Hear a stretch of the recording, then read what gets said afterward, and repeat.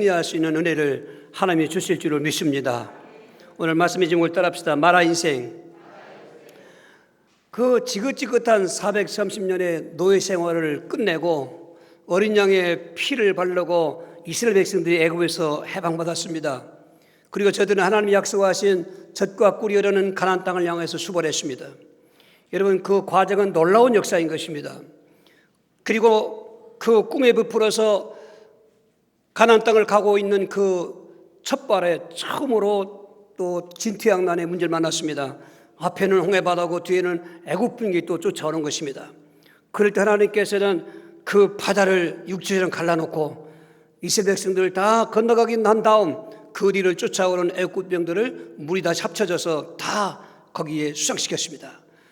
출애기 15장의 1절 이하의 그 장면을 체험했던 이스라엘 백성들은 여호와를 찬양하고 모세를 존경하고 그랬습니다. 그런 기쁨과 그런 환희에 찬 그 순간이 이제 하루 지나고 이틀 지나고 사흘을 지나서 이스라엘 백성들은 본격적으로 광야에 들어오게 된 것입니다. 이 광야는 사실은 사람이 살 수 있는 땅이 아닌 것입니다. 오직 하나님만이 함께야만이 땅을 지나가는 것입니다. 그들에게 오늘 본문에 보면은 첫 번째 그 광야 생활에서 수없이 많은 원망과 불평이 있는데 첫 번째 원망하는 장면이 나오는 것입니다. 이게 바로 오늘 마라의 사건인데 출애기 15장 23절 마라에 이르렀더니 그곳 물이 써서 마시지 못하겠으므로 그 이름을 마라라 하였더라. 이 마라라는 말은 쓰다, 괴롭다는 그런 뜻인 것입니다. 3일 동안 걸어서 이제 광야로 들어오는 그에게 마실 물이 없었다고 했습니다. 그런데 큰 못이 있는 것입니다. 연못이 있는 것입니다. 여러분, 그들 지금 백성들이 숫자가 장정만 60만이지 거기 어린이, 노인, 여자까지 포함하면 150만 이상 되는 우리가 상상할 수 없는 천한 시민의 3배나 되는 그런 굉장한 인구인 것입니다. 근데 이들이 다 목이 말라서 기갈에 지쳐 있는데 물이 있으니까 얼마나 반갑겠습니까?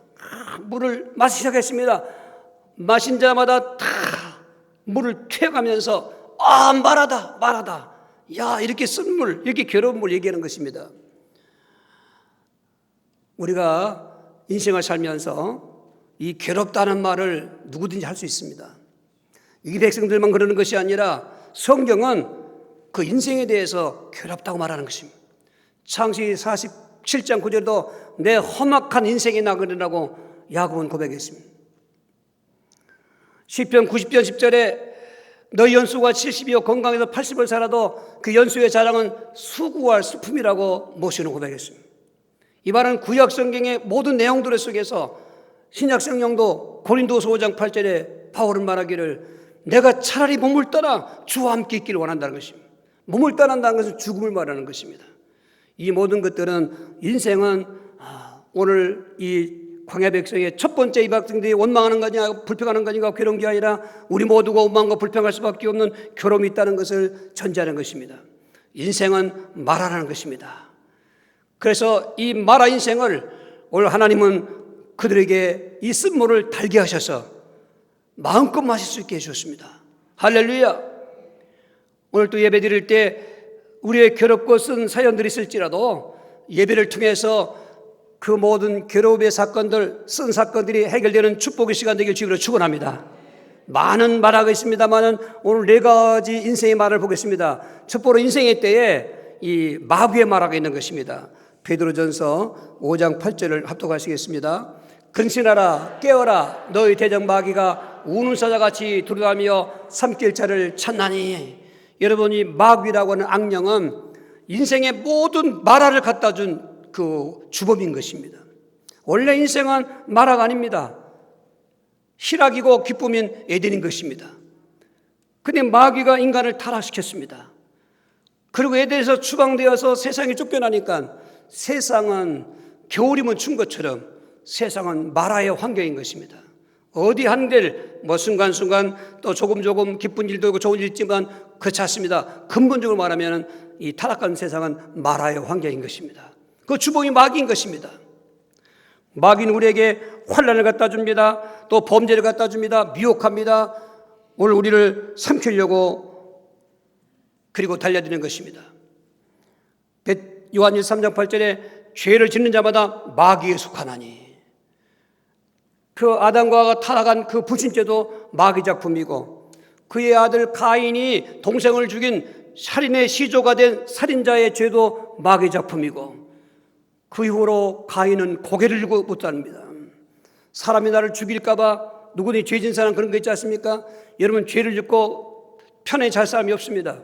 죄를 짓고 하하 웃을 사람이 없습니다. 죄를 지면 괴로운 것입니다. 죄를 지면 양심이 갇히게 오는 것입니다. 그러니까 가인은 그냥 땅만 보고 다니다가도 두려우니까 사람 만나기 싫어합니다. 누가 자기를 죽일까 봐. 오늘 수많은 죄가 있습니다. 이 죄의 주범이 마귀인 것입니다. 우리에게도 죄의 속성이 있습니다. 예수 믿어서 죄의 속성이 있습니다. 여러분, 예수 믿었어도, 우리가 구원받았어도, 마치 출애굽 백성들이 애굽에서 해방받았어도, 홍해의 기적을 체험했어도 광야에서 마라를 만난 것처럼, 오늘 우리가 구원받았어도 생살 동안은 우리 주변에 환경이 마라기 때문에 마라의 그 괴로움을 당할 수 없는 것입니다. 당할 수밖에 없는 것입니다. 그리고 이 마귀는 우리 믿음을 미혹하는 것입니다. 정말 이 간귀한 그 뱀에게 들어가서 하와를 미했던 것처럼, 오늘 마귀는 우리에게 사람을 통해서, 이단을 통해서, 종교를 통해서 얼마나 오늘 성도들이 신앙생활 하면서 괴롭당합니까? 신천지에 빠진 사람들이, 그들이 지금 행복합니까?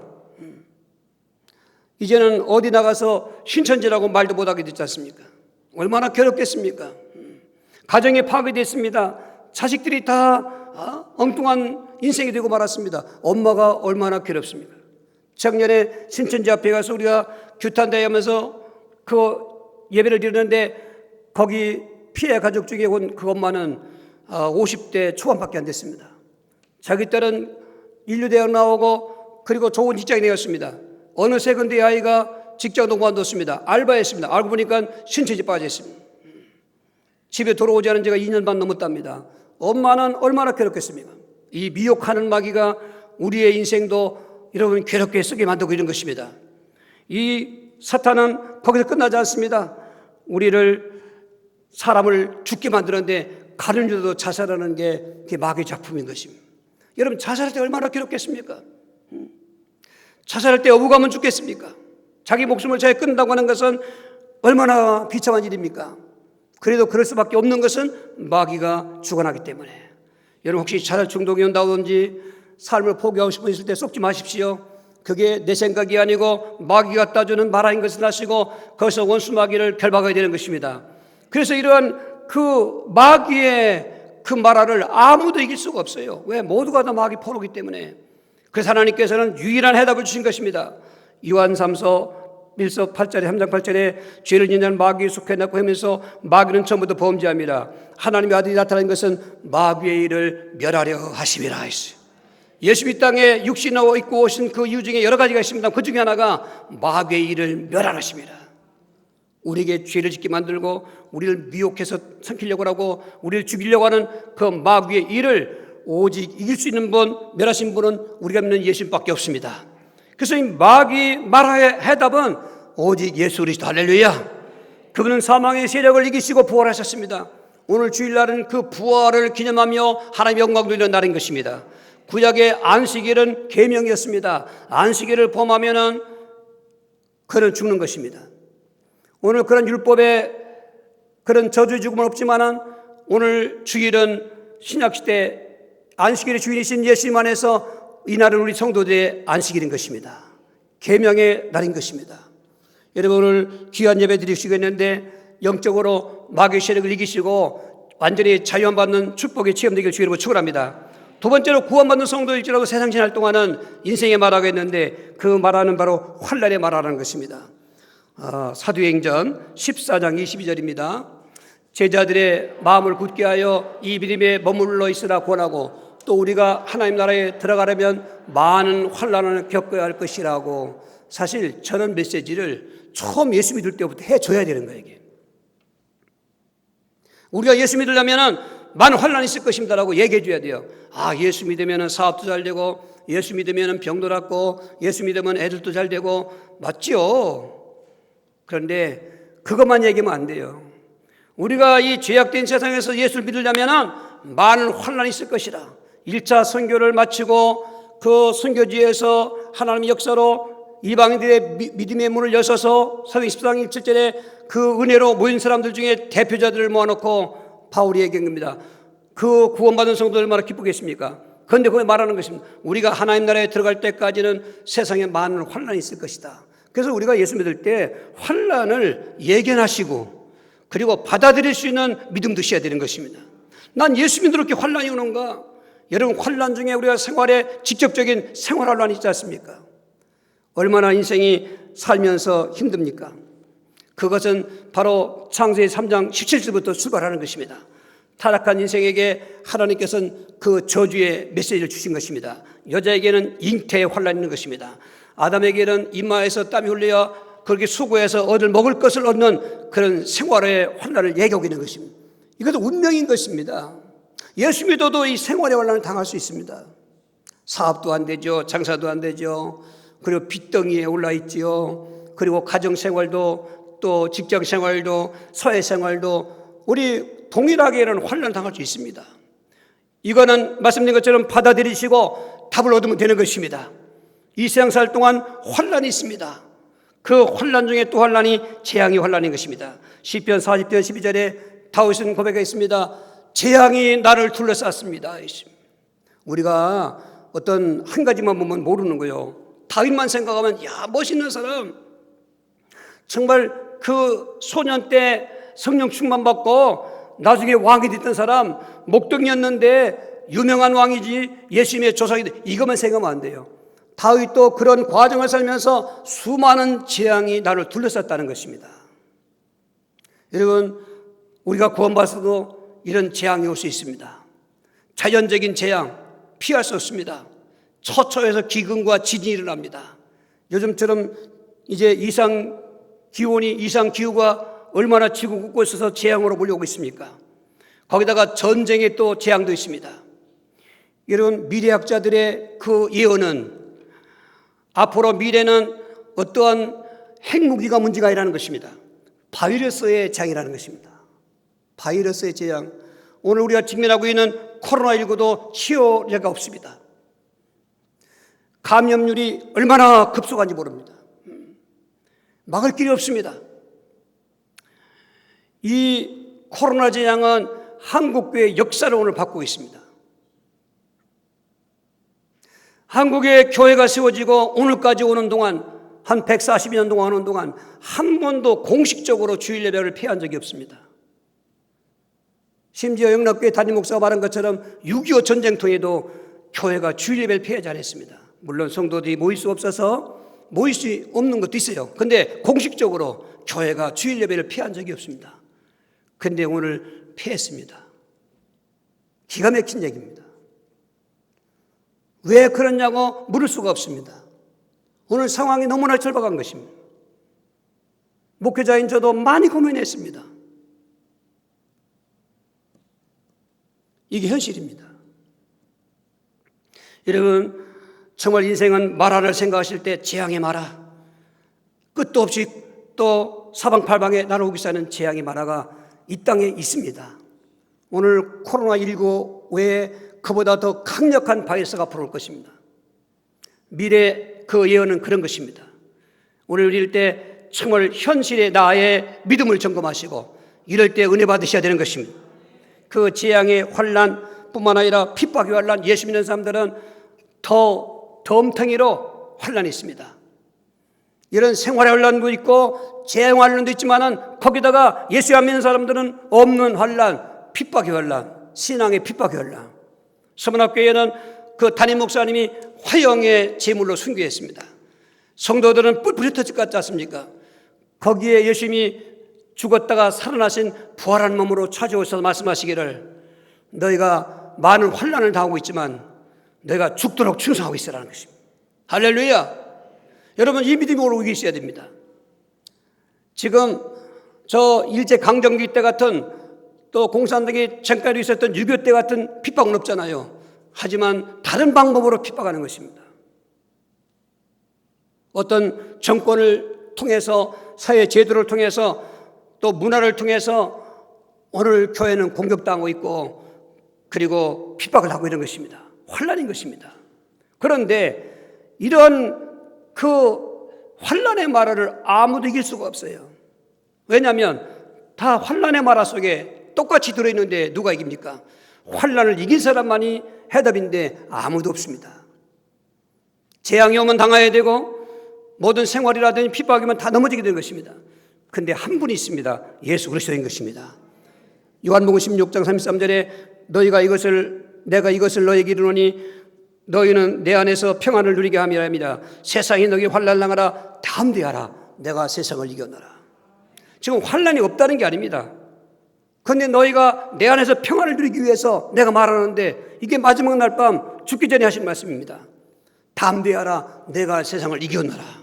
오늘 생활의 환난도 있고 재앙의 환난도 있을 수 있고 핍박의 환난도 있을 수 있습니다. 오늘 예수님 안에서 이기시길 바랍니다. 나는 이길 수가 없습니다. 죽었다 깨닫는 이길 수가 없습니다. 그런데 예수님이 내 안에 주인 되면 생활의 환난도 이길 수 있게 해주시는 것입니다. 재앙의 환난도 이길 수 있게 해주시는 것입니다. 핍박의 환난도 이길 수 있게 해주시는 것입니다. 이길 수 있게 해주는 그 방법 중에 최종적인 방법은 천국 가는 것입니다. 할렐루야. 여기서 우리는 승리의 삶을 살 수 있는 비결이 있는 것입니다. 영광을 하나님께 돌리시길 주의 이름으로 축원합니다. 인생 마라 속에 인생 때 질병의 마라도 만만치 않는 것입니다. 요한복음 6장 1절 2절을 같이 합독하시겠습니다. 그 후에 예수께서 디비라의 갈릴리 바다 건너편으로 가실새 큰 무리가 따르니 이는 병자들에게 행하시는 표적을 보았음이라라. 저 때는요 예수님 따라다닐 때요 전도할 거 없어요. 사람이 막 군중으로 때립니다. 5천 명이 막 밀려오는 것입니다. 남자만 5천 명, 장정만. 마찬가지로 어린아이, 여자, 노인을 껐으면 수만 명인 것입니다. 저들이 왜 이렇게 몰려옵니까? 예수님의 병 고치는 표적을 보는 것입니다. 그만큼 세상은 질병이 인생의 괴로움을 굉장히 갖다 준다는 것입니다. 몸이 아픈 분들은 설명이 필요 없습니다. 어부가면 알런이 죽는다는 말이 있지 않습니까? 얼마나 몸이 아프면 질병이 있으면 괴로운지 알 수가 없어요. 그러니까 더 살라고도 싫어. 나는 이렇게 이대로 아프면 죽을 거야. 지난번에 3명의 사모님들이 목사님이 돌아가셨어요 라고 하는 주제로 유튜브에 그 방송이 나왔습니다. 근데 제일 연소한 그 사모님은 지금 현재가 53세인데 2014년도에 그 목사님이 돌아가셨습니다. 그러니까 적어도 6년 전인 거죠. 그러면은 그때는 한 46세나 70세밖에 안 된 것입니다. 그런데 그분의 그 말 속에 얻은 게 있습니다. 그 목사님은 오랜 동안 투병생활을 했습니다. 너무나 그 병상에서의 고통이 너무나 보고 있는 그 가족들에게도 괴로웠다는 것입니다. 그래서 막 울고 있으면서도 한쪽에 그런 얘기했습니다. 자녀가 둘인가 있었는데 얘들아 우리 아빠 보내드리자. 아빠 보내드리자. 이게 경험 있는 사람은 이해가 안 되는 거예요. 이게. 벌써 작년 이맘때쯤 됐습니까? 제 사랑하는 후배가 투병생활 하다가 죽었습니다. 그도 저를 좋아했고 나도 그를 좋아했습니다. 사람이 되더라고요. 보니까 아주 열정적이에요. 이분은 수의사였습니다. 아버지는 육군 준장 예편했습니다. 그 형도 미국에서 유명한 의사입니다. 가문이 좋습니다. 근데 어머니가 사명받고 목회 시작했다가 이제 그 어머니의 목회를 이어받는 수의사도 그만두고, 그런데 이분에게도 치명적인 병이 있었어요. 뭐 의사 가문에 병 못 고치겠습니까? 형이 어부 가면 뭐 너는 한국 있으라고 했겠습니까? 그 병은 그런 병이었습니다. 너무나 고통스러웠습니다.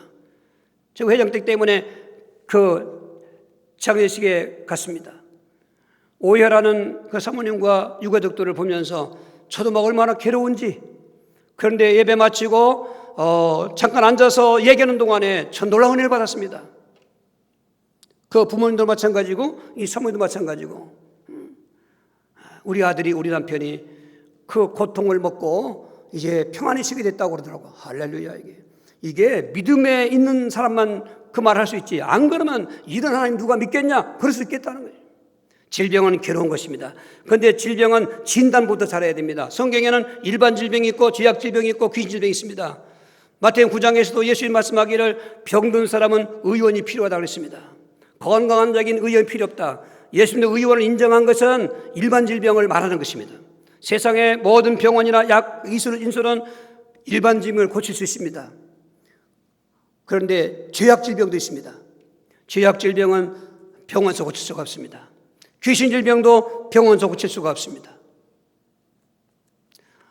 오늘 이 코로나19가 일반 질병이냐, 죄악 질병이냐, 귀신 질병이냐 얘기할 수 있습니다. 그런데 귀신 질병 아닙니다. 일반 질병에 포함될 수 있습니다. 일반 질병은 죄 없는 예수 믿는 사람도 감염될 수 있습니다. 일반 질병은 누구든지 걸릴 수 있는 질병입니다. 하지만 이 죄악 질병과 귀신 질병은 답이 없습니다. 아무에게 걸리는 게 아니에요. 죄가 있는 사람, 그리고 그 귀신에게 잡히는 사람들이 계십니다.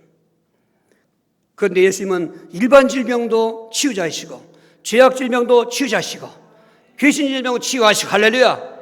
오늘 몸이 아프신 분들이 믿음을 가지셔야 됩니다. 몸이 아픈 분들이 이 치유의 답을 가질 수 있어야 됩니다. 베드로전서 2장 24절 한번 같이 합독하시겠어요? 친히 나무에 달려 그 몸으로 우리 죄를 담당하여 이는 우리로 죄에 대하여 죽고 의에 대하여 살게 하려 하심이라. 그가 채찍에 맞음으로 너희는 나음을 얻었나니. 할렐루야. 예수님께서 이와 같이 모든 이 마귀 마라, 또 환난 마라, 이 질병 마라의 해답이 되는 것은 그분이 바로 하나님이시고 그리스도시기 때문에 그렇습니다. 특별히 질병 마라를 치유하시는 해답자로서 예수님은 친히 채찍의 고난을 당하시고 십자가의 고난을 당하신 것입니다. 저가 채찍에 맞음으로 너희는 나음을 입었느라 말했습니다. 채찍의 고난이 그게 보통 고난이 아닌 것입니다. 저도 이 협착증 때문에 신경통, 이름도 길더라고요. 주사를 맞고 있습니다. 2번 맞았는데, 근데 만만치 않습니다. 그 부분에 마취하고 넣는 그 주사인데, 의사가 미리 얘기하더라고요. 어떤 마비 증세가 와도 놀라지 마십시오 그러더라고요. 근데 첫날 맞을 때 진짜 마비 증세가 오더라고요. 그런데 그분이 잘 참으시네요 그러더라고요. 그래서 내가 속으로 나는 못 참아. 예수님의 채찍 맞는 고난 받고 참았지. 예수님의 채찍 맞은 고난 받고 생각하고 내가 참았지. 그거 참아줘요.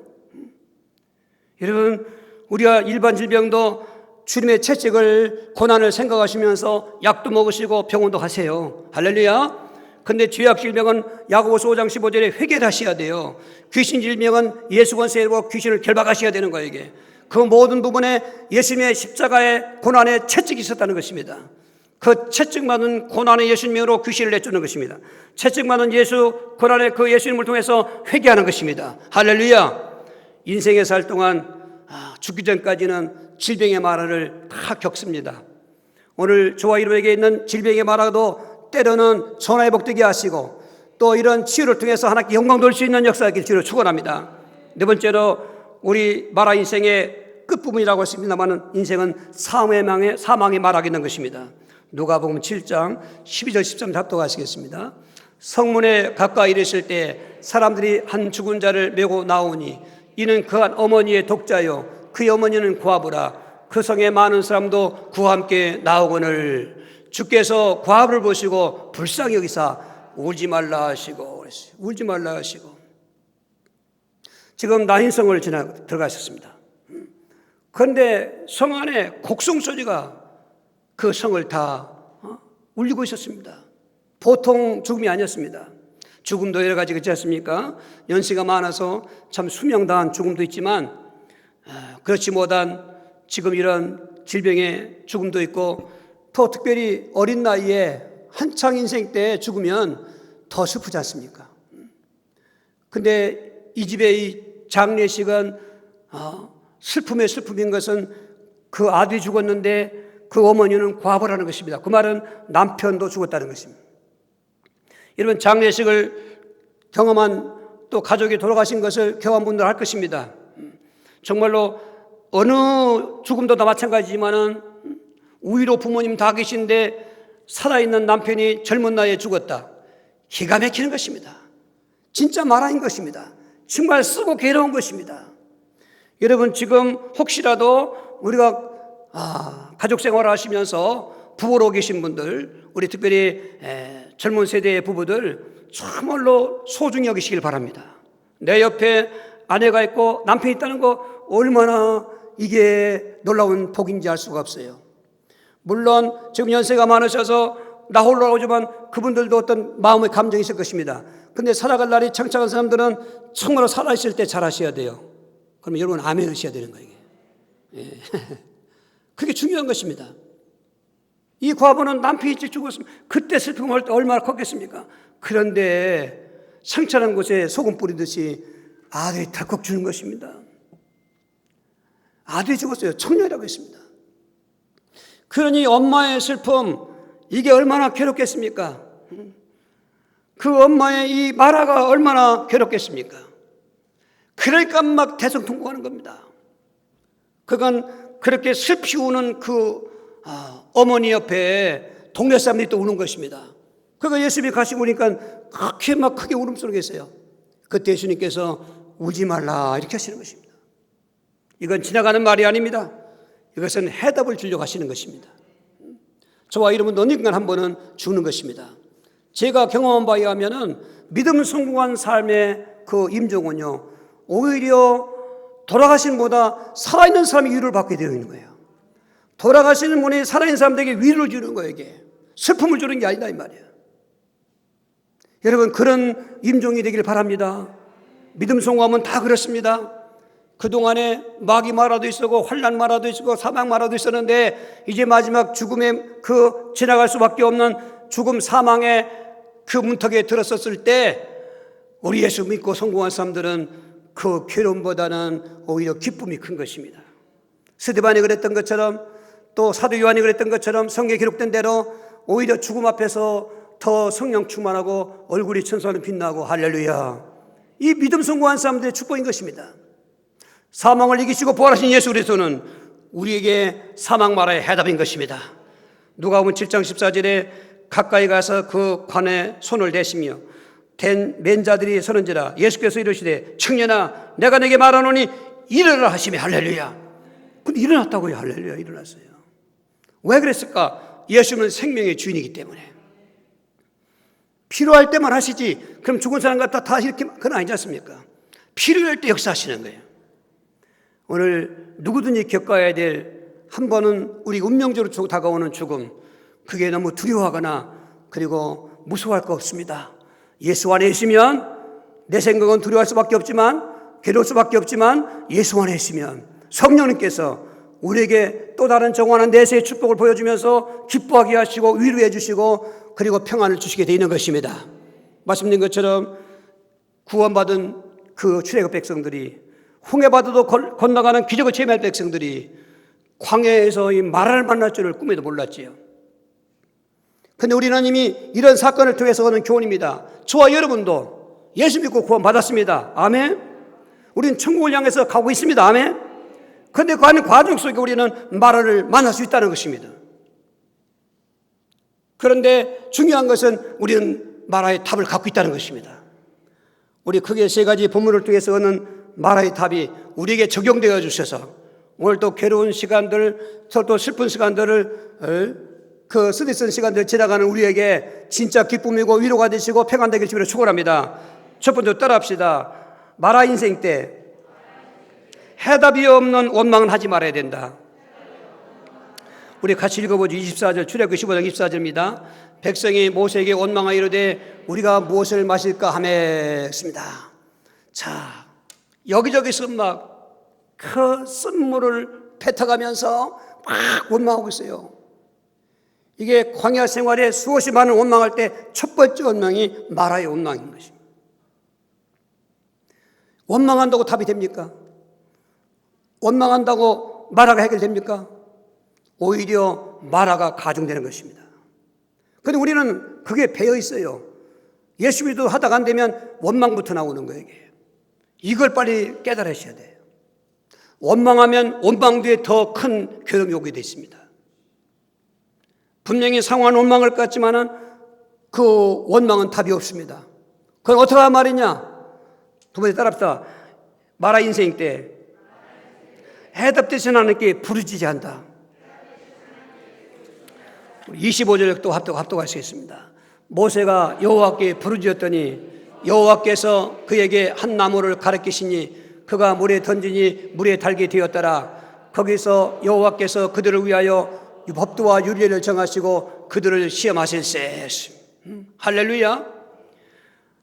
그렇게 원망하는 백성들 앞에 다 원망한 게 아니라 한 사람 모세가 원망하는 것입니다. 그 모세가 하나님께 부르짖고 있는 것입니다. 이 부르짖는다는 그 말은 믿는단 말인 것입니다. 물론 기도하는 그 모습이지만 기도는 믿음이 있을 때 기도합니다.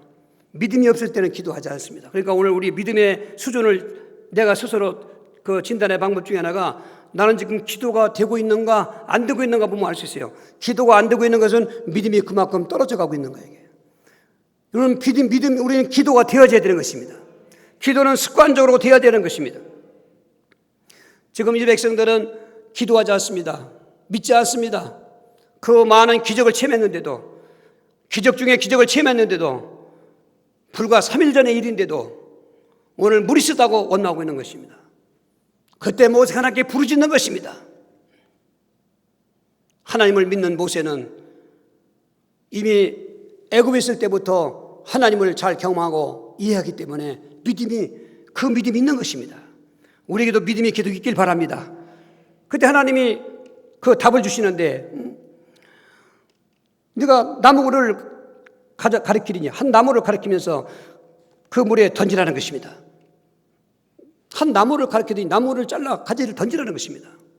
이게 무슨 장난하는가 우스갯소리인가 이게 무슨 일입니까 이게.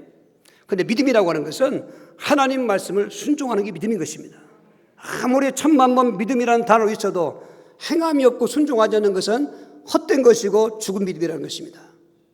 지금 모세는 하나님이 그런 말씀하실 때 물을 달게 해달라고 했더니 나무를 왜 집어넣습니까? 그러지 않습니다. 모든 거 받지 않습니까? 그 첫 번째 표를 받지 않습니까? 순종할 때 역사가 일어나는 거죠. 모세는 하나님 말씀하신 대로 그 지정해 놓은 나무, 그 나무가 무슨 화렵수스로 큰 나무도 아닐 것이고 광야나무는 다 가시 종류의 나무 때문에 짤막짤막하죠. 가시 있는 나무 아니겠습니까?